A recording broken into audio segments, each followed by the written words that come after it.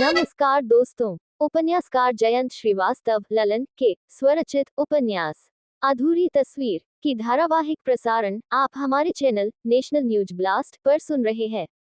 रचना 100% कल्पना पर आधारित है। इससे मिलती जुलती किसी भी अन्य घटना, रचना, पात्र और स्थान के नाम महज संयोग ही माना जाएगा। चैनल तथा उपन्यासकार से इसका कोई सरोकार नहीं होगी। धन्यवाद। तो आइए सामाजिक मार्मिक उपन्यास अधूरी तस्वीर को सुने। उपन्यास का प्रथम भाग। अमरावती की सबसे विशाल कोठी। चित्रांश विला। कोठी की ऊंची चहारदीवारी के अंदर करीब 5 एकड़ में फैली लॉन में बिजली उपकरणों के चकाचौंध कर देने वाली आधुनिक साज सज्जा तो थी ही, लॉन में देश विदेश के चुनिंदा खुशबूदार और खूबसूरत फूलों की सजावट भी बेहद आकर्षण बिखेरती थी। विला के मालिक और देश की सबसे बड़ी पेस्टिसाइड उद्योग P&S केमिकल्स लिमिटेड के मालिक सेठ प्रभाकर निगम उम्र 55 से 60 के बीच की होगी। बेहद शालीन और विशाल हृदय के स्वामी, इसलिए उनके उद्योग के कर्मचारी हो या घर के नौकर चाकर, समाज में उनकी प्रतिष्ठा का भी तूती बोला जाता था।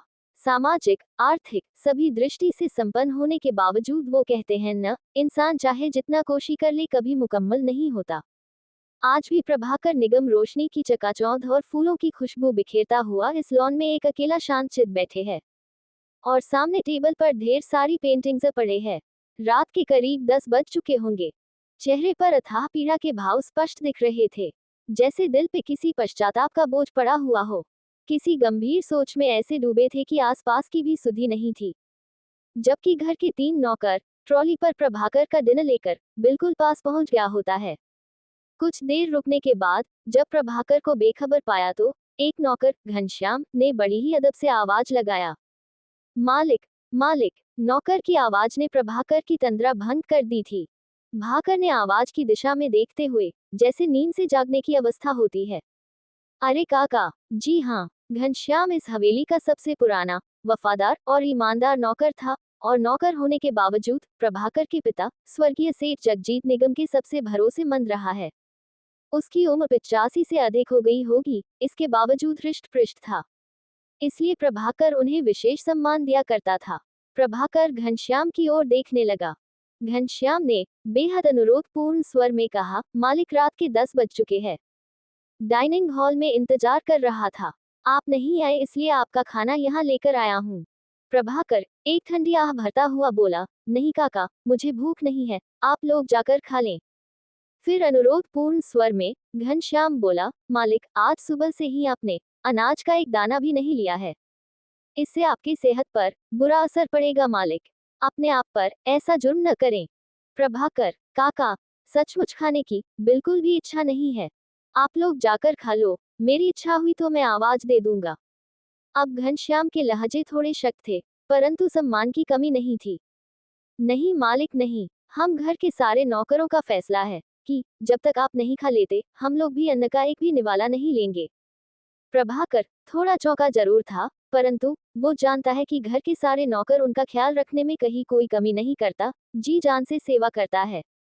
वैसे प्रभाकर अपने नौकरों को घर के सदस्यों की तरह ख्याल भी रखा करता था। हालांकि चित्रांश विला की सर्वविदित प्रथा रही है कि जो यहाँ नौकरी की है जीवन पर्यंत किया है।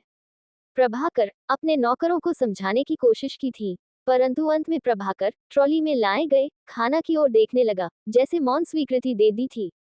अब नौकर हंसते हुए खाना सर्व करने लगे। भाग 2। सुबह के 10 बज चुके थे। विला के मेन डोर पर 1 दर्जन से भी अधिक चित्रकार पहुंच चुके थे। प्रतीक्षा में थे कि कब सेठ प्रभाकर का बुलावा आ जाए।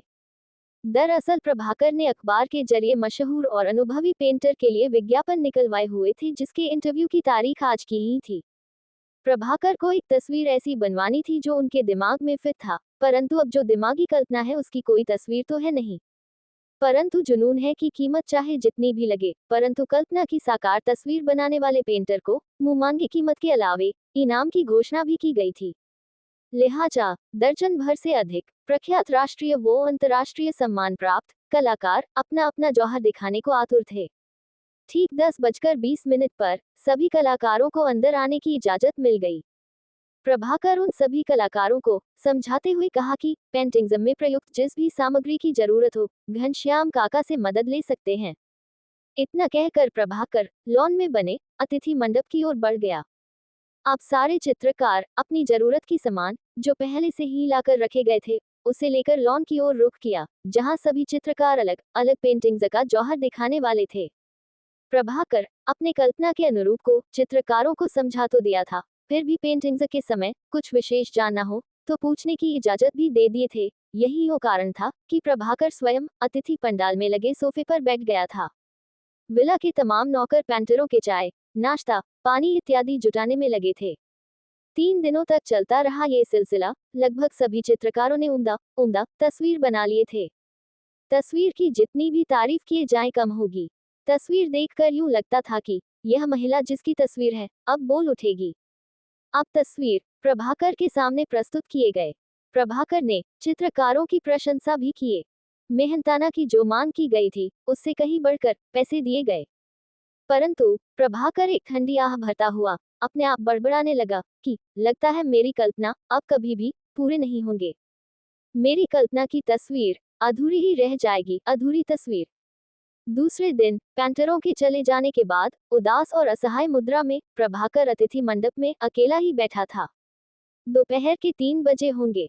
सिक्योरिटी गार्ड ने आकर प्रभाकर को बड़े अदब से सलामी देते हुए बोला, साहब, 2 लोग आए हैं जो खुद को चित्रकार बता रहे हैं, आपसे मिलना चाहते हैं। प्रभाकर वैसे तो कुछ देर तक तो शोचनीय मुद्रा में रहा, फिर कुछ सोचने के बाद अनमने से कहा, ठीक है, ले आओ। कुछ ही समय में सिक्योरिटी के साथ 2 कलाकार प्रभाकर के सामने खड़े हो गए थे। प्रभाकर ने बड़े ही शालीनता से पूछा, कहिए क्या बात है।